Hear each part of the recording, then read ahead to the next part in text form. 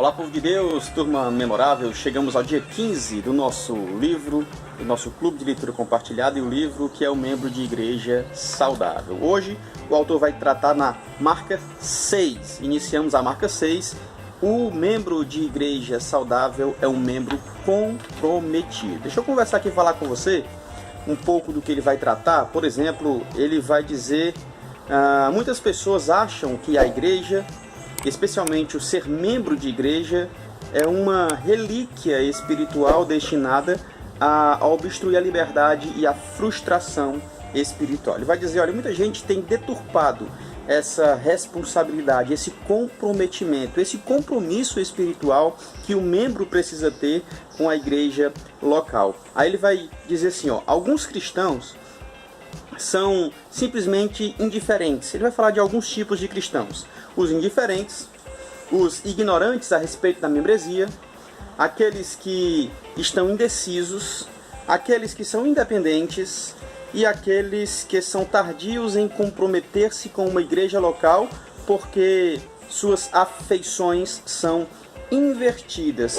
E aqui eu quero te desafiar a entender um pouco mais essas pontuações, o que ele quer dizer com isso, porque nesse vídeo nós vamos tratar de outros pontos, tá? As pessoas que se tornam membros comprometidos de igreja e por consequência cristãos saudáveis, porque não entendem que esse compromisso é exatamente o meio pelo qual Deus tensiona que seu povo vivencie a fé e experimente o amor cristão. Quem não vive esse comprometimento é porque não entende o que Deus faz através desse comprometimento, desse compromisso assumido por meio da igreja local. Aí ele vai falar o seguinte, olha, ser membro de igreja é importante? Onde posso achar isso na Bíblia? Está aqui.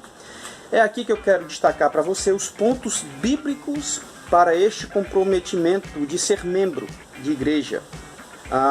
Então vamos lá. Ele vai falar o seguinte: as informações bíblicas não são óbvias, porém a ideia de membresia está em quase toda a Escritura. Aí ele vai falar, por exemplo, quando se fala de liderança eclesiástica, lá em Timóteo, Paulo vai falar, Tito, Paulo vai falar, se existe um líder, tem que ter liderados.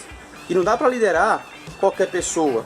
Se existe líder, tem que ter membros, tem que ter liderados. E os liderados, em tese aqui, na proposta do apóstolo Paulo, são os membros. Por exemplo, disciplina eclesiástica, o que Paulo fala lá em 1 Coríntios capítulo 5. Como é que eu vou, entre aspas, excluir alguém, se ninguém faz parte de algo? Eu só posso excluir alguém de algum lugar que se faça parte. Se existe membresia, ele está sendo expulso. Ou se está sendo expulso, é do meio da membresia. Não vou entrar no mérito se é isso que o texto está dizendo. Só estou querendo dizer que se existe exclusão é porque está dentro de alguma coisa. Não estou entrando no mérito da exclusão em si, da disciplina em si. Aí é ponto para a próxima marca.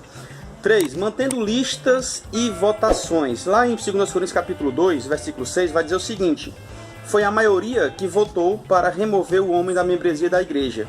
Então, se a maioria votou para excluir, existe membro. Tá? Aí são alguns pontos que o autor destaca para o nosso pensamento, nossa reflexão em relação ao comprometimento bíblico. Como tem sido o meu e o seu?